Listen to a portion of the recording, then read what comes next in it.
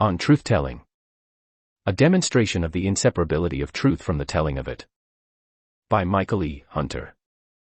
37. The Analytic-Synthetic Distinction. There's a danger in not saying anything conclusive about these matters. Your hero, despite all his talk about having the courage to question presuppositions, doesn't set himself up as a veritable challenge to others and, as a consequence, cannot be thought interesting to them. Perhaps we should spell out who these others are, because I think there would be some interested. I'm speaking about those willing to take up a position on the playing field and both challenge and be challenged by others. Who are willing to scrimmage a bit then. Rough it up. Make interesting moves and so on. Who are willing to engage each other, and that's not a bad thing. Who are willing to hoist some of their peers in the air while roughing up others. Why not something that might be less crude and more consensual? Nothing in his discourse denies this. But his discourse is denying it in the sense of trying to stay outside it. So in your opinion, a position must be taken up on the field to warrant any serious consideration. It certainly doesn't warrant any sympathy if it doesn't. You're right, Professor Chalmers. I can't argue there. Except to say that truth-telling should go beyond all such considerations. I said I wanted to parade out my essays and, as it seems to me now, this doesn't go without a wish to be considered by all and sundry a great philosopher.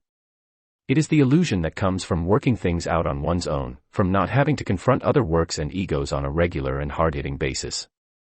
From relegating all that one doesn't quite understand, and this is often quite a bit, to some solipsistic sinkhole. It has been years since I read Kant, and so, when I reproduce the essay on causality I wrote for Professor Shimizu, I'm aware of how much I have forgotten and how much I never read. Where's his thesis? Where's it laid out so everyone can understand it? You can't expect others to be interested in a discourse that doesn't want to be right on some point and, if it errs, to be straightened out. This is where I stand along with the belief, what other can I have? That I have said what I had to as best as I could. My plan of telling the truth to myself is always pressured to be a telling of the truth to others, an investing of myself with an authority for such a role by laying the basis of what constitutes such an authority. Or, to say it more concretely, here I am virtually proclaiming my modest university essays to be the credentials, the only credentials, for what I have undertaken. They trace out a long struggle to get to the bottom of a matter that, even though I have glorified it as my struggle, I didn't want to counterfeit or play false with. Perhaps this explains my swinging back and forth from an exalting and condemning of myself that are equally suspect, equally poses to ward off or disguise mediocrity. Always pushing at the door that I thought was the right one and never walking away from it for fear of what might lie behind it. This is, when it comes right down to it, my one and only consolation. Or if there be another, it is my awareness that I have always been riddled by doubts and uncertainties. Even now, when I prepare to bring up the matter of another course and another essay, I'm not sure how squarely they suit the situation. How much they dig into my subject as opposed to being a mere incrustation of related thoughts. No doubt there is the connection to causality and to a whole space of thought that, as well as being an abyss, is an arena. One where I saw Quine contending for a certain mastery or authority and Grice and Strawson challenging his presumption and audacity. Does this interest you, Professor Chalmers? Of course. It's about the analytic-synthetic distinction. I gathered as much. About Quine wanting to do away with it and Grice and Strawson defending it. Yes, yes. Stop treating me like I was your student. Summary of Grice and Strawson's. In defense of a dogma. The Grice and Strawson essay opens by stating that W.V.O. Quine, in his article entitled, Two Dogmas of Empiricism, advances a number of criticisms of the analytic-synthetic distinction. They also state that he rejects this distinction. The purpose of their essay is to show that his criticisms of the distinction do not justify his rejection of it. They begin by pointing out that a distinction can be criticized for being framed or drawn up in a loose, ambiguous, or unclear way. But all of this, they contend, would not be sufficient grounds for rejecting it. Rather, it would simply imply a call for clarification. Again, a distinction may serve no useful purpose. However, this would not ordinarily involve claiming that the distinction did not exist. Such a state of affairs, thus understood, must fall short of Quine's radical rejection of the analytic-synthetic distinction. The authors then point out that a distinction may be criticized for the weakness of the explanations which support or justify it. They state that Quine certainly makes a good part of his case upon this basis. Yet, as they maintain, it is a weak one since it does not justify a fundamental rejection of the distinction or a claim that it is illusory. Yes, I suppose there's nothing that couldn't be accused of being illusory if one demanded it be absolutely clear. Again, the authors state that the problems involved in explaining a distinction are not sufficient to justify its being rejected as an illusion. Therefore, Quine must prove convincing in the second part of his article.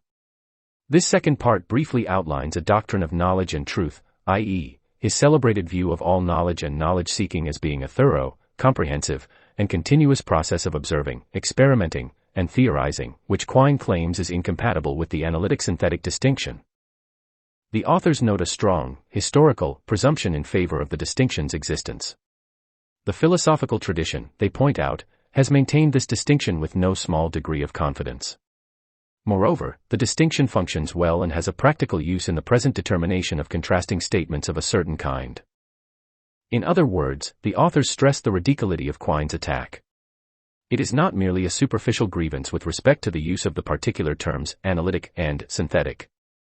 Rather, it challenges both a traditional and present understanding of the distinction which these opposing terms represent.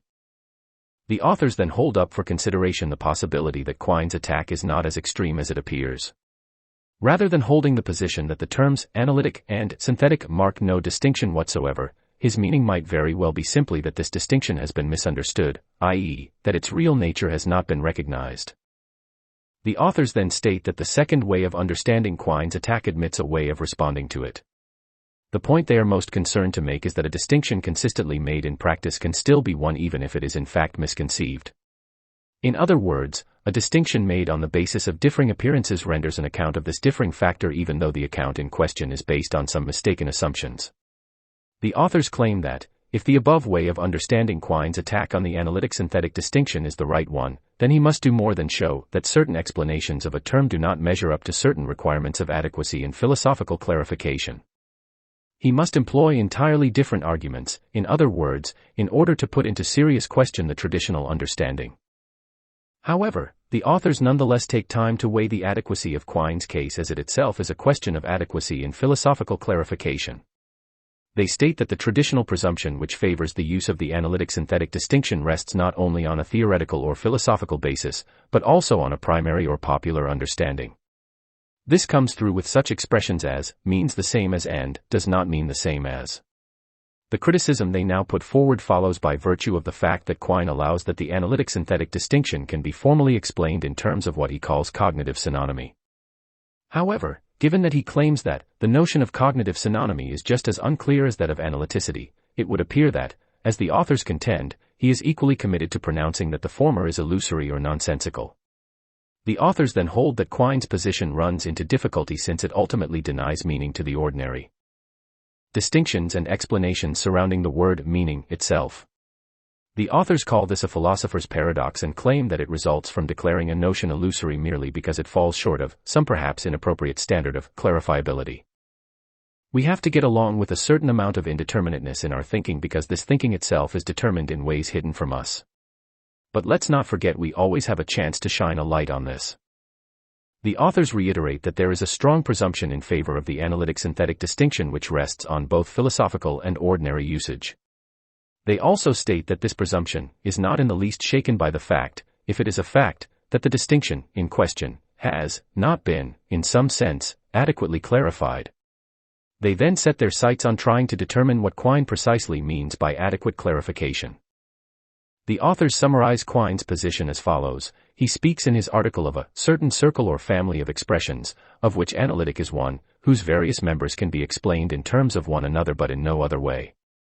Quine's position therefore seems to be that an adequate explanation must exemplify the precision and universality of this circle of expressions while at the same reaching outside it. Since he finds that this condition does not obtain with the analytic-synthetic distinction, he holds that it must therefore be meaningless. The authors then take issue with this seemingly straitjacket notion of adequate explanation. First of all, they maintain that it is patently absurd to assert it as a general principle. Secondly, they maintain that there is no compelling reason to assert it as a special principle, that is, one specifically meant for and applicable to the analytic-synthetic distinction. The above holds true even if one claims that the distinction is of a highly philosophical sort and so requires exceptionally well-grounded explanations. Thirdly, there are informal ways of explaining the distinction which, at the same time, are compatible with its philosophical use. The authors cite the example of how one can explain the notion of logical impossibility.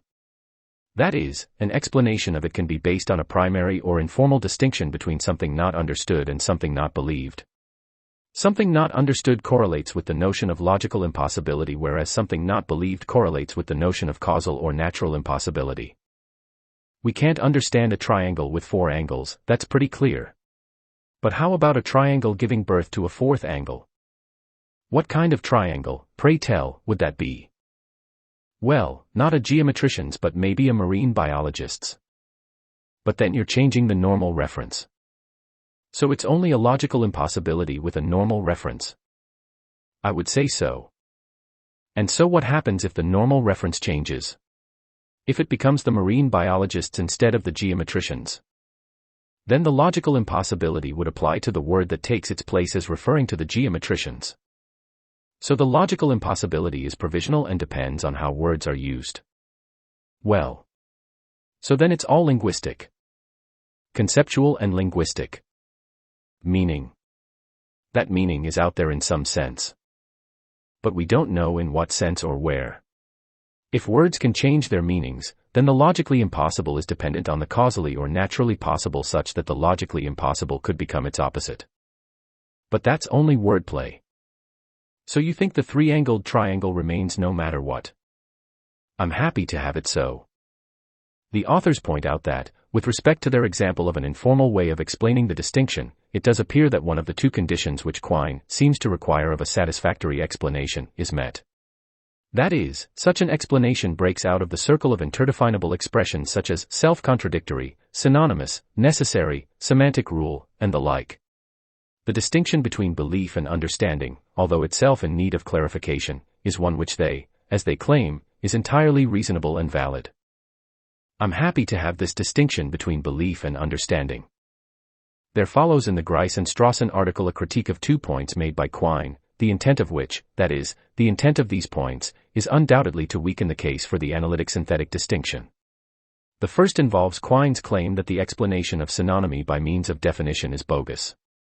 He makes this claim while at the same time seeming to allow that a definition with a newly created term as definiendum provides a unique case of transparent or irreducibly arrived at synonymy. The authors contend that Quine is inconsistent here.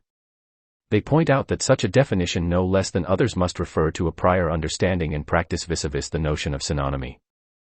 The second point with which they take issue arises from Quine's attempt to illustrate that a statement which is obscure or problematic vis-a-vis the analytic-synthetic distinction is essentially one not suffering from any lack of clarity with respect to the individual terms but only with respect to its characterization by means of the term analytic. Quine's example is the following: everything green is extended.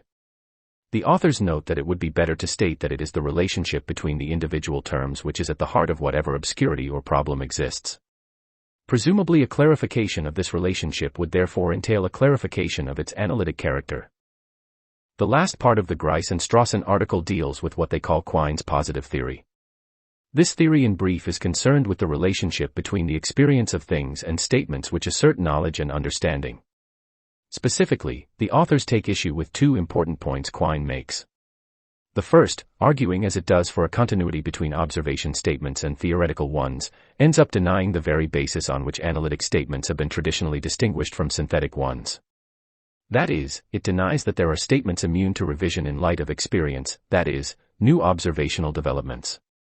The second rules out the possibility of explaining the distinction in terms of synonymy based on some infallible standard of empirical verification and description.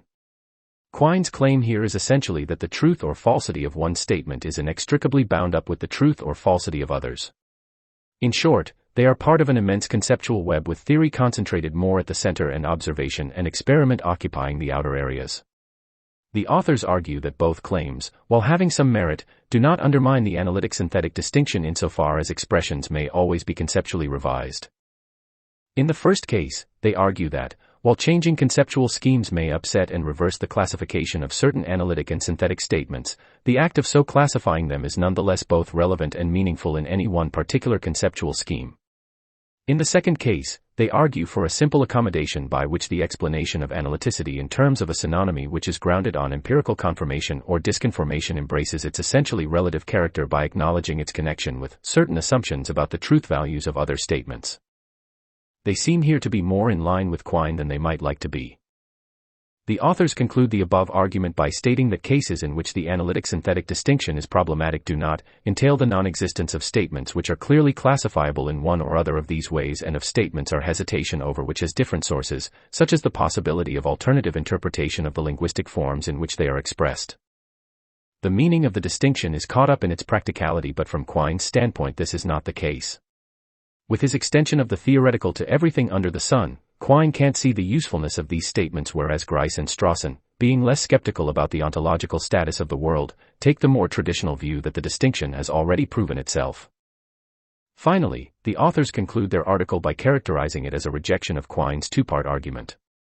Once again, the first part attacks the analytic-synthetic distinction on the basis of insurmountable problems of explanation or elucidation. The second part makes the same attack on the basis of an epistemological doctrine which stresses change and movement in the matter of truth valuing and truth determination. One point he didn't mention is that Grice and Strawson think it's incumbent upon Quine to come up with his own theory of meaning. But since Quine is committed to letting experimentation rule right up to the very limits of language, it's not really possible for him. So what I think is behind their demand is really a protest of sorts to the effect that Quine can't make sense, or, let's say, can't make complete sense of his very own talk about it.